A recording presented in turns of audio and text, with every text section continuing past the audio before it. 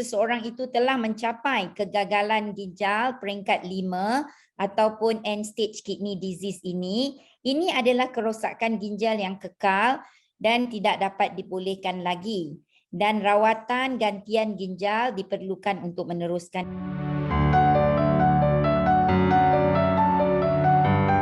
kehidupan. Apakah option rawatan gantian ginjal? Right? Rawatan yang pertama ialah transplantasi, rawatan yang kedua ialah hemodialisis ataupun peritoneal dialysis.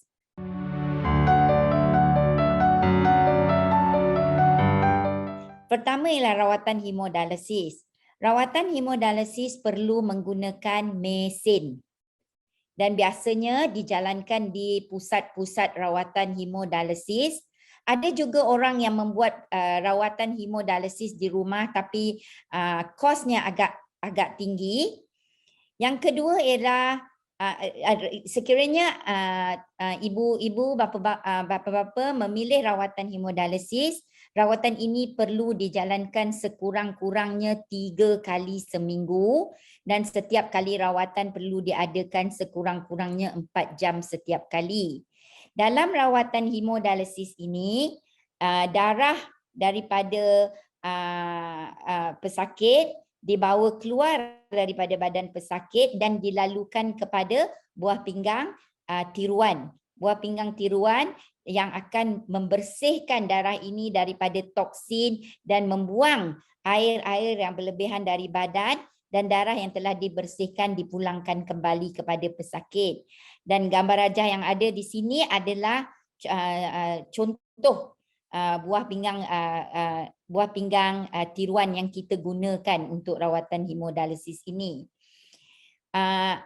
Sekiranya ibu-ibu, bapa-bapa memilih rawatan ini, ada 2 cara untuk kita mengeluarkan darah daripada seseorang pesakit itu. Pertama, kita perlukan apa yang kita panggil fistula. Fistula ini perlu dibuat oleh pakar bedah dengan mencantumkan urat arteri dan urat vena dan membesarkan urat vena. Di sini boleh nampak urat vena itu sudah besar untuk memudahkan dialysis nurse untuk meletakkan jarum, 2 jarum di sini untuk mengeluarkan darah untuk dibersihkan. Kadang-kadang sekiranya biasanya pembedahan ini kita akan anjurkan untuk dibuat lebih kurang 3 atau 4 bulan sebelum rawatan, sebelum seseorang pesakit itu mencapai kegagalan buah pinggang peringkat akhir. Right, untuk memberi masa urat ini membesar sebelum kita gunakan. Kadang-kadang sesetengah pesakit mereka datang berjumpa dengan doktor pada tahap yang sangat lambat, pada tahap yang sudah emergency. Dalam keadaan itu doktor terpaksa memasukkan satu tiub plastik, kita panggil tiub plastik ni catheter, di dalam satu urat vena di leher, dan urat catheter ini dimasukkan ke bahagian pangkal jantung. Right? Pakar-pakar nefrologi sebenarnya tidak suka menggunakan tube ini, melainkan kalau kita terpaksa atas sebab-sebab emergency kerana risiko untuk mendapat jangkitan kuman dengan catheter ini agak tinggi. Right?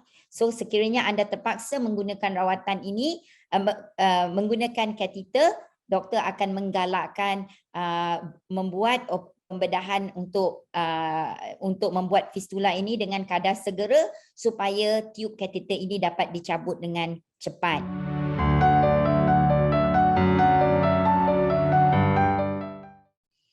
Rawatan yang kedua ialah peritoneal dialysis. Right? Rawatan peritoneal dialysis ini dijalankan di rumah masing-masing. Right? Rawatan ini perlu diadakan 4 kali sehari dan di mana air yang khas ini dimasukkan ke dalam peritoneum kita, usus di kawasan sekeliling usus, Dan cecair ini ditinggalkan di sini untuk selama sekurang-kurangnya 4 jam dan semasa cecair itu duduk di peritoneum ini, kotoran daripada darah dikeluarkan dan kemudiannya air yang telah penuh dengan toksin-toksin ini dikeluarkan semula daripada usus dan air yang baru dimasukkan di bahagian ini dan proses pembersihan terus berjalan. Dan setiap proses pertukaran air ini mengambil lebih kurang masa 40 minit. Right? Dan rawatan ini biasanya dijalankan 4 kali sehari. Ini adalah tube yang perlu dimasukkan di bahagian abdomen seseorang pesakit itu untuk membolehkan air rawatan cecair dialisis tadi dimasukkan ke dalam ruang peritoneum dan laluan yang sama digunakan untuk mengeluarkan air tersebut. Capek ngurusin pembayaran dari pelanggan yang bejibun. Makanya pakai Tekon.id. Jadikan Tekon.id sebagai platform payment gateway bisnismu. Selain aman, catatan keuanganmu akan otomatis tercatat dan dibukukan loh. Tuh, kamu tak perlu lagi ribet catat keuangan di sana-sini. Tak hanya itu, pelanggan bebas memilih sumber dana mereka. Cukup dengan scan kode QR milikmu dan pembayaran akan berhasil.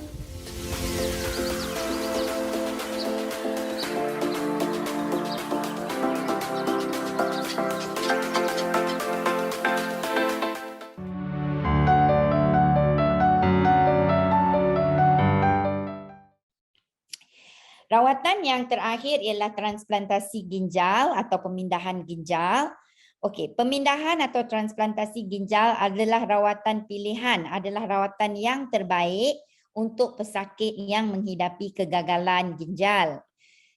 Tetapi pesakit ini mesti tidak mempunyai masalah kesihatan lain yang kuat, contohnya masalah jantung yang kuat ataupun masalah paru-paru yang kuat.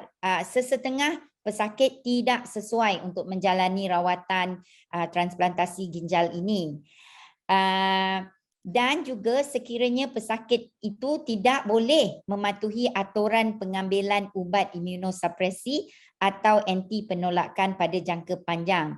Seseorang yang telah melalui transplantasi ginjal perlu mengambil ubat imunosupresi sepanjang hayat mereka supaya buah pinggang yang ditanam ini boleh diterima oleh badan seseorang itu.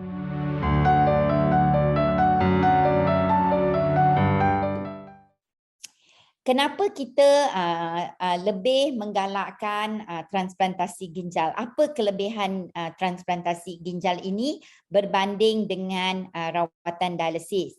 Yang pertama, selepas transplantasi ginjal yang berjaya, seseorang itu tidak perlu lagi menjalani rawatan dialisis. Dan tiada lagi pengumpulan bahan toksin. Oleh itu, seseorang pesakit itu akan merasa lebih sihat. Dan pesakit yang telah menjalani transplantasi ginjal biasanya mempunyai lebih banyak masa untuk menikmati kehidupan. Dan sekiranya seseorang itu suka pergi melancong akan jadi lebih mudah kerana anda tidak lagi perlu untuk menguruskan rawatan dialisis semasa anda pergi melancong. Yang ketiga, ini adalah kebaikan atau kelebihan yang sangat penting dalam transplantasi ginjal adalah kerana seseorang itu tidak lagi perlu menjalani rutin pemakanan yang teratur. Banyak pantang larang seseorang yang mengidap penyakit buah pinggang peringkat akhir. Contohnya mereka tidak boleh makan sayur hijau yang banyak, tidak boleh makan buah-buahan yang banyak kerana sayur dan buah-buahan mengandungi kandungan potasium yang tinggi.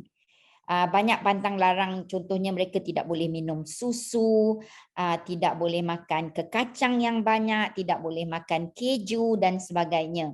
Dan kerana buah pinggang yang rosak, mereka juga tidak boleh minum air yang banyak. Air yang diminum perlu disukat.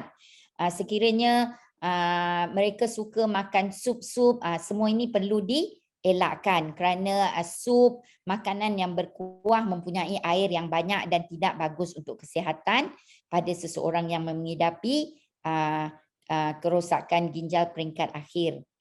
Dan secara amnya, seseorang yang menjalani transplantasi ginjal mempunyai jangka hayat yang lebih lama berbanding dengan seseorang yang menjalani rawatan dialisis.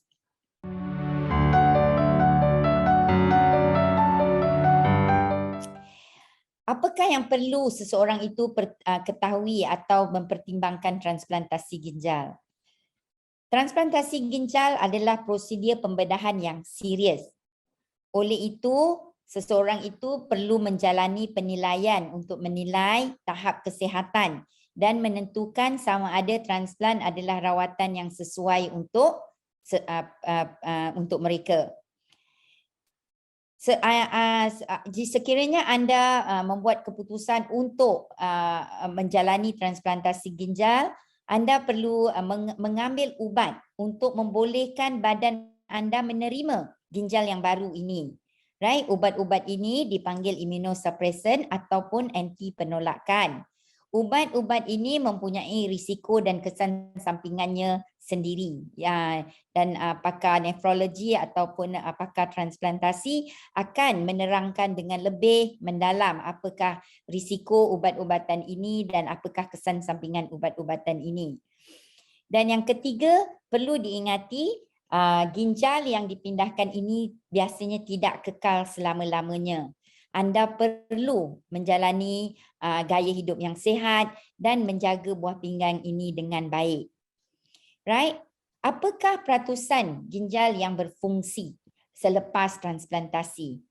97% ginjal masih berfungsi 30 hari selepas transplant. 3% mungkin sudah tidak lagi berfungsi pada masa 30 hari selepas transplantasi ginjal. Selepas 30 hari yang pertama, 97% masih berfungsi 1 tahun selepas pembedahan. 93% masih berfungsi 3 tahun selepas transplant. 88% masih berfungsi selepas 5 tahun dan 73% berfungsi selepas 10 tahun.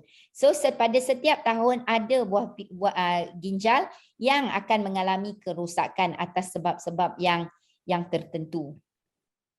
So apakah yang anda mungkin bertanya kepada diri sendiri, adakah sesuai untuk saya menjalani pemindahan atau transplantasi ginjal? Okey, ini adalah syarat-syarat yang perlu seseorang itu penuhi untuk membolehkan mereka menjalani pemindahan ginjal. So anda perlu tahap kesihatan yang baik. Biasanya di Malaysia kita mengambil umur lebih kurang 65 tahun ke bawah untuk menjalani pemindahan ginjal. Mempunyai berat badan yang sihat. Sekiranya anda mempunyai berat badan yang berlebihan, BMI melebihi 30, anda tidak digalakkan menjalani pemindahan ini. Anda digalakkan untuk mengurangkan dulu berat badan sebelum pemindahan ginjal. Tiada jangkitan kuman yang aktif. Anda tidak menghidap kanser yang belum dirawat sepenuhnya. Sekiranya anda mempunyai kencing manis yang tidak terkawal juga, anda tidak digalakkan menjalani pemindahan buah pinggang dan anda perlu mempunyai fungsi jantung yang memuaskan.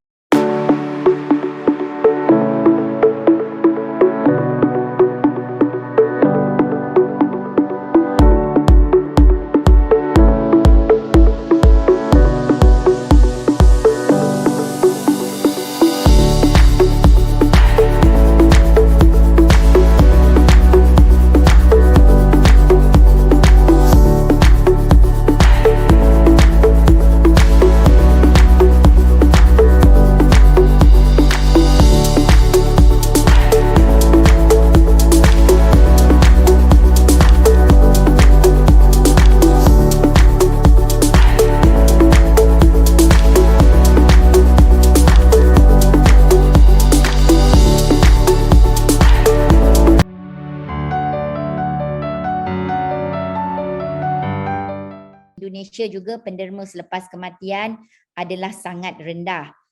Manakala jumlah yang memerlukan buah pinggang melebihi daripada 20,000 orang.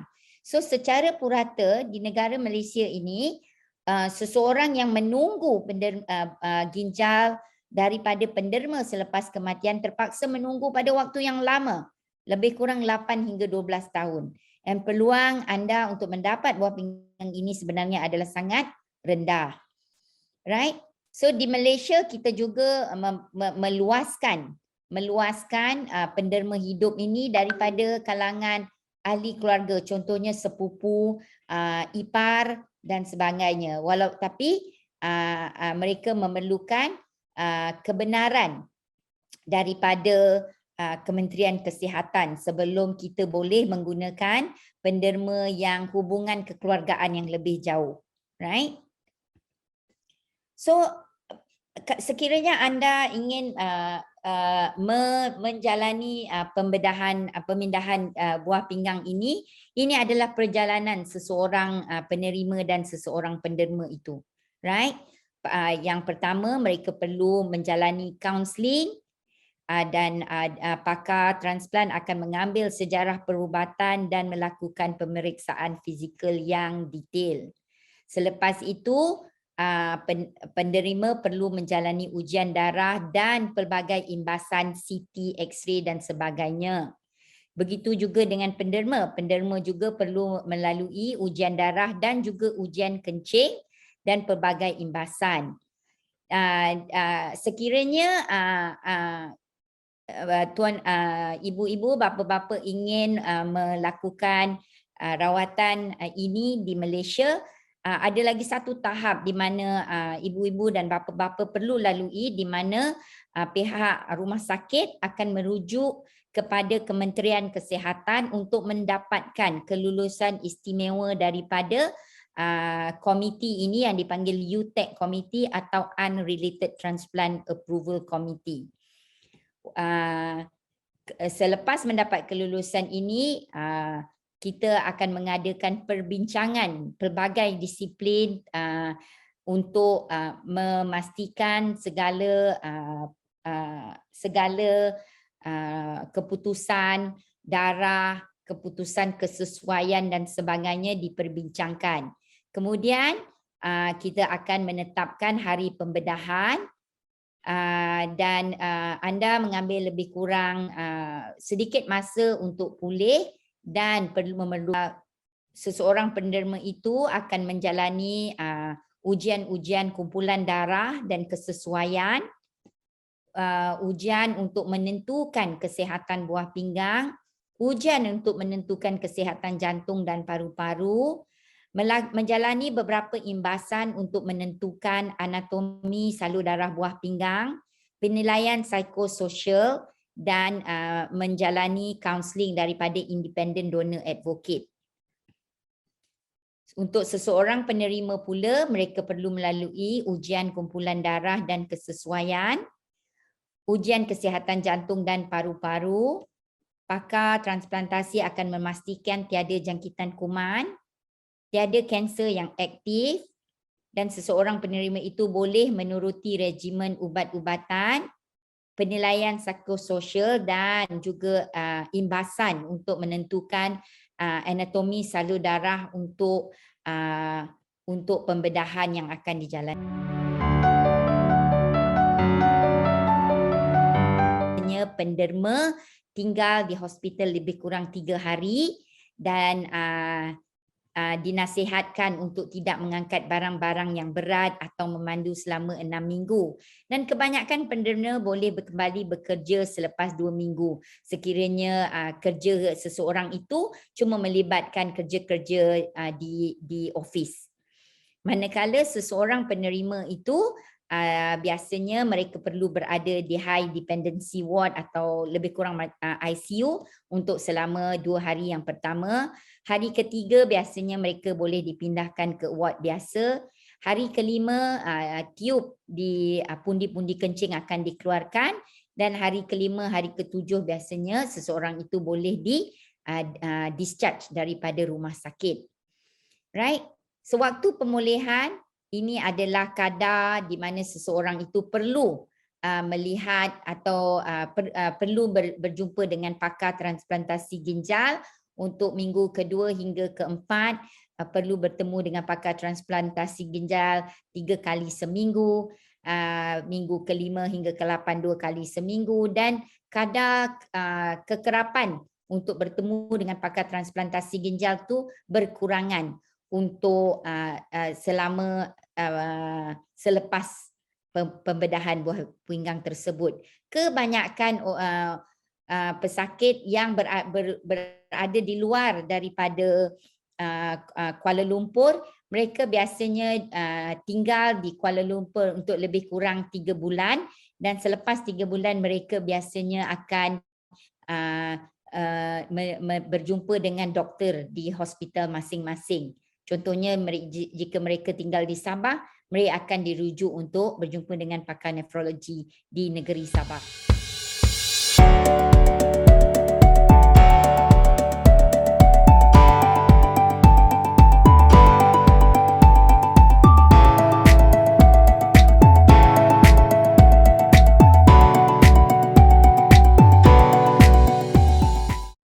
Setelah menonton video ini, jangan lupa subscribe channel Tekon TV.